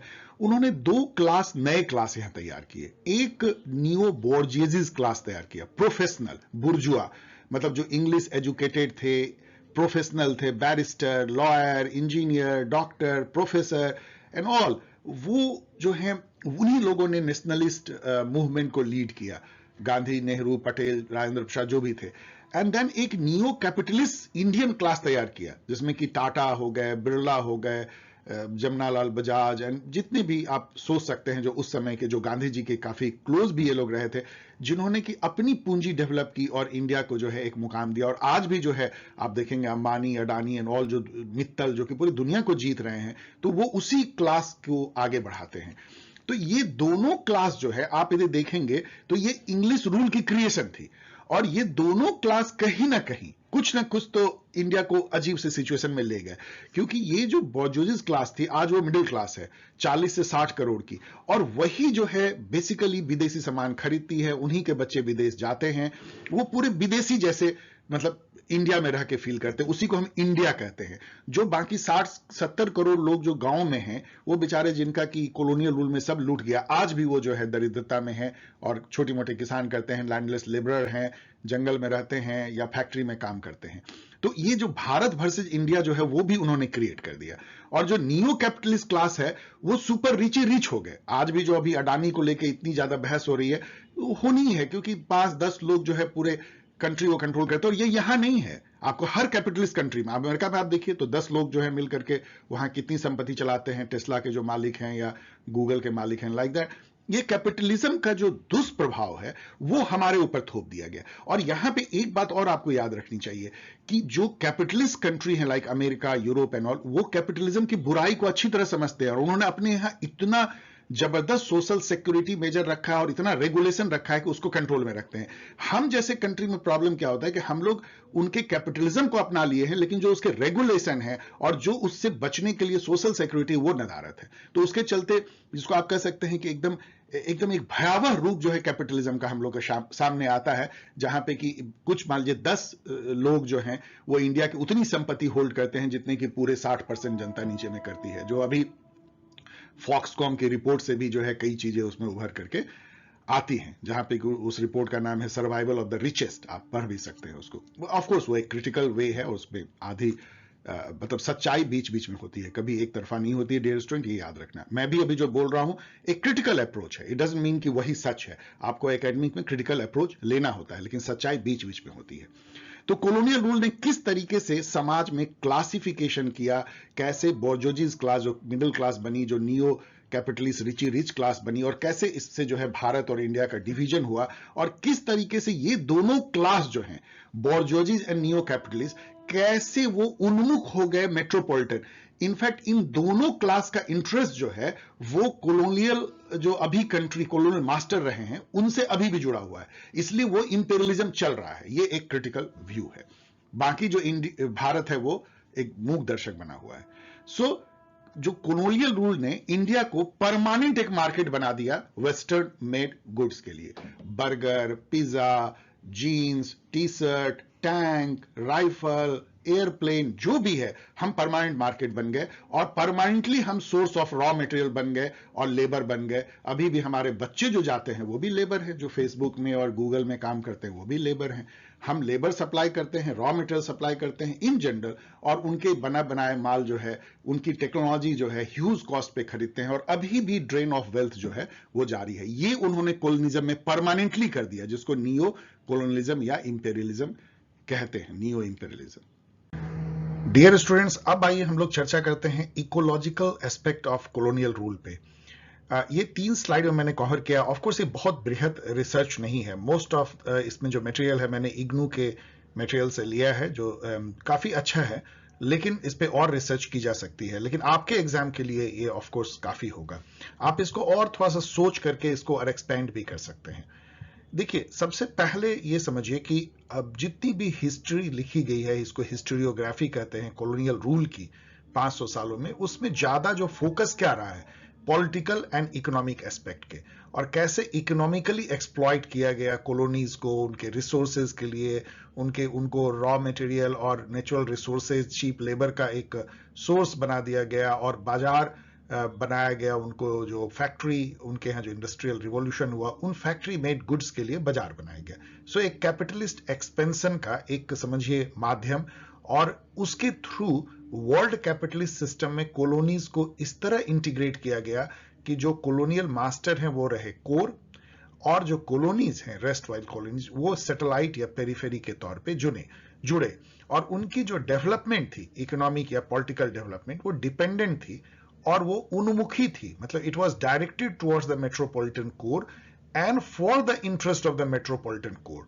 ये उन्होंने कैसे किया कि एक बहुत अलग अलग तरीके से, एक तो अपनी जो पॉलिसीज थी, जो उनका थॉट था, जो उनकी कॉन्सेप्ट थे, आइडियाज थे, आइडियोलॉजी थे, उससे उन्होंने कॉलोनीज में एक ऐसा वर्ग तैयार किया जो उनके सामान को पसंद करता था, उनके लैंग्वेज को पसंद करता है या था, उनके जीवन पद्धति को पसंद करता था या है, और उन लोगों की जो पूरी शक्ति थी या कह लीजिए उनकी जो एनर्जी थी वो उस तरफ लगी जिनसे कि मेट्रोपॉलिटन कोर को फायदा हुआ। यही वही क्लास जो है उनके सामान को खरीदते हैं, उनके कॉलेजेस में पढ़ते हैं, उनके लिए काम करते हैं, जिसको ब्रेन ड्रेन कहते हैं। ये एक थॉट है, ऑफ कोर्स, मतलब एक तरफा, इसके अगेंस्ट में भी बहुत सारी चीजें कही जा सकती है, ये मैंने आपको बताया। अब यहां पे आती है कि नहीं, इधर कुछ सालों में यह हुआ कि नहीं, इसका एक बहुत बड़ा इन्वायरमेंटल इकोलॉजिकल एस्पेक्ट था, केवल पॉलिटिकल और इकोनॉमिकल नहीं था, यह एक इकोलॉजिकल इंपेरियलिज्म भी था। इस बात को उठाने वाले Alfred Crosby and Richard Grove थे, जिन्होंने इकोलॉजिकल इंपेरियलिज्म का कॉन्सेप्ट डेवलप किया। इंडिया में यदि देखें तो बहुत लोगों ने इस पे काम किया, लेकिन माधव गाडगिल और रामचंद्र गुहा, दो हिस्टोरियन ने इस पे खासा काम किया है कि कॉलोनियल रूल का क्या असर पड़ा इंडिया और साउथ एशिया में। इन लोगों का कहना है कि 500 साल का जो पूरा लंबा हिस्ट्री है वेस्टर्न डोमिनेशन का दुनिया पे, मतलब एक तरह समझिए यूरोप ने ही तो ऑस्ट्रेलिया, न्यूजीलैंड, अमेरिका तक को बसाया कॉलोनी, और फिर तो इंडिया, चाइना और लैटिन अमेरिका और इंडोनेशिया, सब पे तो उनका एक तरह से राज था। तो वो जो है एक तरह का पॉलिटिकल मिलिट्री डोमिनेशन ही ना होके वो एक systematic expansion of ecological dominance भी था। इकोलॉजिकल डोमिनेंस किस तरीके से, मतलब उन्होंने जो प्लांट उनको चाहिए था, कॉटन चाहिए था, इंडिगो चाहिए था, ओपियम चाहिए था, उनको जूट चाहिए था, हेम्प चाहिए था, वो उसको उगवाया। कैश क्रॉप, सुगर केन चाहिए था, अपने टर्म्स कंडीशन पे उगवाया। उनको फॉरेस्ट प्रोड्यूस जो चाहिए थे, उसको पूरे फॉरेस्ट को बर्बाद करके उन्होंने जो है वो ट्री लगवाए, और उस ट्री को अनाप शनाप ढंग से काट करके रेलवे का ट्रैक बनाना हो, चाहे फैक्ट्री बनाना हो, बॉक्सेस बनाना हो, या वुड से जितने सारे काम करने हो वो उन्होंने किया। तो जो इंपेरियल बॉटनिस्ट थे, बॉटनिकल साइंस का उस समय में उदय हुआ, और उन्होंने स्टडी किया जो कॉलोनीज के ज्योग्राफी को, वहां के इकोलॉजी को, और वहां पे उन्होंने अपने प्लांट को जो है वहां एस्टैब्लिश किया। और कई जगह तो जैसे अमेरिका ने, सेंट्रल अमेरिका में एल सल्वाडोर और ग्वाटेमाला, इन सब में तो ऐसा बुरा हाल किया कि पूरे कंट्री को जो है बनाना प्रोड्यूस करने वाला बना दिया, इससे उनका नाम बनाना रिपब्लिक भी पड़ा। तो ये है, उसका पूरा सॉइल ऑयल को बर्बाद कर दिया। इंडिया में भी उन्होंने ये काम करने की कोशिश की, जो कि इंडिगो प्लांट से पूरा जमीन बंजर हो जाती थी, और मार मार करके इंडिगो प्लांटर से वो काम करवाते थे। ओपियम उगवाते थे इंडिया में, और वो सारे कैश क्रॉप जो कि जमीन को बर्बाद करते हैं, उसके चलते यहाँ अकाल पड़ा और बहुत तरह की बीमारी फैली। और जो इस तरह का जो मोनोकल्चर जब होता है, मोनोकल्चर मतलब एक ही क्रॉप आप लगातार सैकड़ों हजारों बीघे में बो दे, तो उससे जो होता है ना, क्रॉपिंग पैटर्न इतना डिस्टर्ब होता है, और उसमें उसको जो नेचुरली जो है कोई वीड को मारने वाला पैदा नहीं हो पाता, क्योंकि आपने उस नेचुरल क्रॉप को हटा दिया है। तो उससे पूरे वीडिसाइड फिर आपको लगानी पड़ती है, पेस्टिसाइड, और सॉइल और खराब होता है, जहरीला होता है, वाटर टेबल ऊपर आती है, और सॉइल की हेल्थ खराब होती है। तो ये सारे जो चीज थे वो इसलिए किया गया कि उनको स्पेसिफिक प्लांट चाहिए था, प्लांट से ही तो उनको होना था। आप याद कीजिए कि पूरा जो ब्रिटिश रूल था वो प्लांट आधारित था। Cotton, jute, silk, opium, T, यही तो था, यहां ओपियम उगाओ, चाइना को दो, वहां से टी लो, उसको भेजो, सिल्क लाओ चाइना से, इंडिया के थ्रू भेजो, इंडिया से कॉटन लो, स्पाइस लो। तो ये जो है प्लांट आधारित ही सारा इनका जो है बिजनेस था, ट्रेडिंग था, उसी से शुरुआत हुई थी। तो इसीलिए इकोलॉजिकल इंपेरियलिज्म बहुत बड़ा एक इशू हो जाता है। The massive transfer of natural resources of colonies to metropolis core resulted in massive ecological destruction। आप समझ सकते हैं कि किस तरीके से इसके सॉइल को बर्बाद किया गया, फॉरेस्ट को बर्बाद किया गया, नेचुरल क्रॉपिंग पैटर्न को बर्बाद किया गया, नेचुरल जो यहाँ पे जिसको डाइवर्सिटी ऑफ लाइफ कहते हैं उसको बर्बाद किया गया। और इन सब के चलते यहाँ पे जो है अकाल आया, बीमारियां आई, बहुत सारे प्लांट एंड एनिमल लाइफ जो है एक्सटिंक्ट हो गए, और हजारों लोग जो हैं अपने जगह से जो है डिस्प्लेस हुए माइनिंग के लिए, या डिफॉरेस्टेशन होने के चलते, या फॉरेस्ट क्लियर करने के चलते। तो ये एक बेस है। अब इंडिया में हम लोग देखेंगे कि इसका स्पेसिफिक कैसे जो है इकोलॉजिकल इंपैक्ट पड़ता है। इसको मैंने 3 पार्ट में लिया है, एक तो कमर्शियल फार्मिंग से, दूसरा माइनिंग से, और तीसरा जो है फॉरेस्ट से, फॉरेस्ट पॉलिसी से। और भी आप सोच सकते हैं, सिटी बनाने से लेकर रेलवे, पोर्ट, सब पे जो है उसका असर पड़ा था।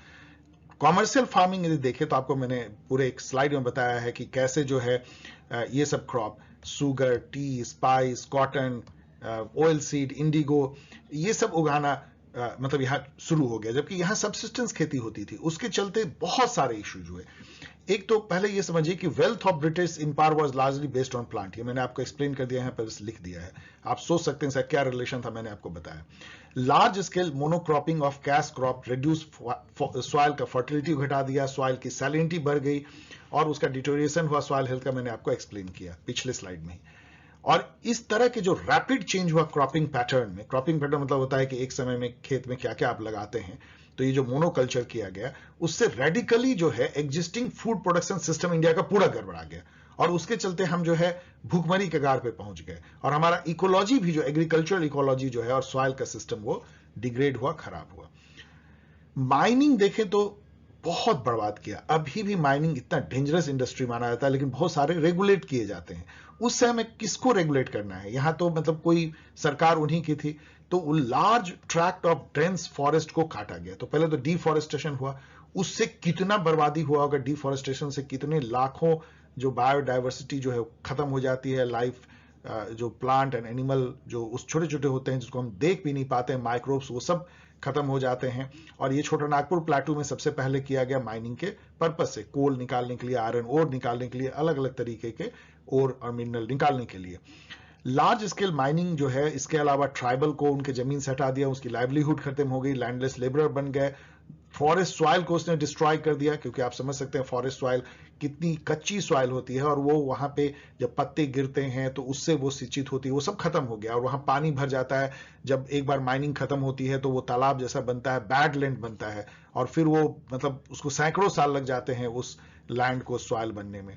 इसके अलावा इससे डिजीज इतनी फैलती है, वो सांसों में जाती है, फेफड़े में जाती है, और वो जो है मतलब मृत्यु का कारण बनती है, और loss of life and livelihood तो हुआ ही। तो माइनिंग ने तो इकोलॉजी को बहुत बहुत बहुत खराब किया। इसके अलावा जो फॉरेस्ट पॉलिसी थी, और अनफॉर्चुनेटली आजादी के बाद भी बहुत सालों तक वैसे ही फॉरेस्ट पॉलिसी चलती रही, जहां पे सबसे पहले तो क्या हुआ कि हमारे यहाँ नेचुरल फॉरेस्ट थे, उसमें हर तरह के जो है ट्रॉपिकल फॉरेस्ट भी थे, टेम्परेट भी थे, अल्पाइन भी थे, हिमालय पे उसमें अलग अलग तरह के जो है प्लांट ट्री जो है होते थे, जो कि आपस में एक जैसे क्रॉपिंग पैटर्न होता है ना, म्यूचुअली वो डिपेंडेंट होते थे, और वो काफी स्टेबल इकोसिस्टम था। उसको क्लियर करके उन्होंने केवल अपने कॉमर्शियल पर्पज से कि फैक्ट्री में क्या काम आएगा, शहरीकरण के लिए क्या काम आएगा, उन्होंने टीक, साल, देवदार पूरे लगा दिए, लाखों लाख प्लांट यूरोप से लाके लगा दिए।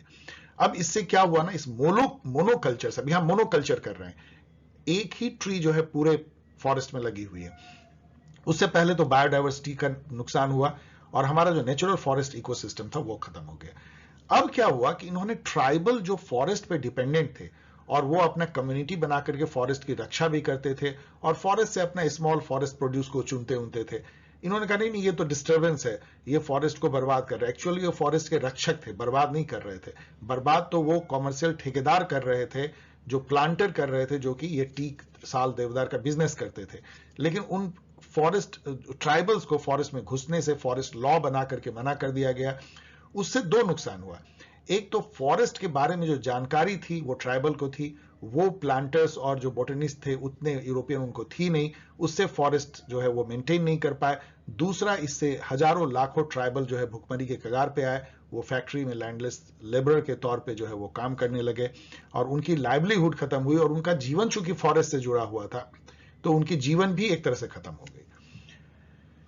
देन बहुत सारे फॉरेस्ट एक्ट उन्होंने इस तरह से बनाया कि फॉरेस्ट के जो रिसोर्सेज हैं वो चले गए कॉन्ट्रैक्टर के हाथ में, जो कि बिल्कुल उसका एक्सप्लॉयटेशन करते थे। वो यहां तक कि मतलब आप जानते हैं चिपको आंदोलन जब हुआ तो इंडिया में भी उसी टाइप का वो ब्रिटिश काल का आजादी के बाद भी वैसा रहा, एक्सप्लॉयटेशन उसके अगेंस्ट में वो हुई थी। तो ब्रिटेन को बहुत डिमांड थी वुड की, टीक की, वो सब यहां से जो है फॉरेस्ट से जाता था। रेलवे ट्रैक बिछाने के लिए बहुत ह्यूज अमाउंट में चाहिए होता था, फैक्ट्री के लिए चाहिए होता, पेपर के लिए चाहिए होता था, काट के लिए, कार्टून के लिए, पैकेजिंग मटेरियल के लिए।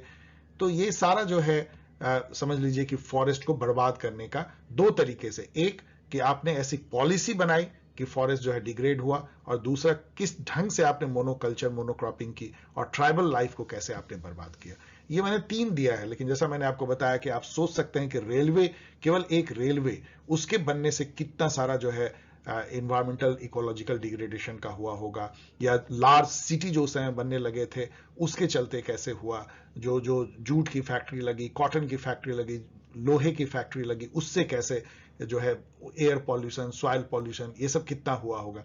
इनफैक्ट अभी लोग ये कहते हैं कि यदि आज ग्लोबल वार्मिंग, क्लाइमेट चेंज को हम झेल रहे हैं तो उसकी कहीं ना कहीं कॉलोनियल टाइम में जो यूरोपियन लोगों ने जो इकोलॉजिकल इंपेरियलिज्म किया और इकोलॉजिकल डिवास्टेशन किया, उसका नतीजा अभी है कि हम, और उसके पीछे एक लाइन समझिए कि पूरा यूरोपियन इनलाइटनमेंट ये था कि हम साइंस के बेसिस पे नेचर को कंट्रोल कर सकते हैं, मास्टर ऑफ नेचर बन सकते हैं, और नेचर से हम रिसोर्सेज को एक यूजफुल प्रोडक्ट में बदल करके मार्केट में बेच के कमा सकते हैं। यही चीज कोलोनाइजेशन में उन्होंने कॉलोनीज में आकर के किया, एक बहुत ही डिवास्टेटिंग वे में, और नेचर ने अपना जो प्रतिकार किया। आप जानते हैं कि नेचर किसी को नहीं छोड़ता। अभी देखिए तुर्की में, सीरिया में क्या हो रहा है, अमेरिका में जब आती है टोर्नेडो तो अमेरिका घुटनों पे आ जाता है, कोई कंट्री। तो नेचर का रिक्वायल जो है आज वर्ल्ड को झेलना पड़ रहा है उस फॉर्म में जिसको हम ग्लोबल वार्मिंग और क्लाइमेट चेंज कहते हैं, या हो सकता है कोरोना एंड अदर भी वही नेचर का रिक्वायल हो।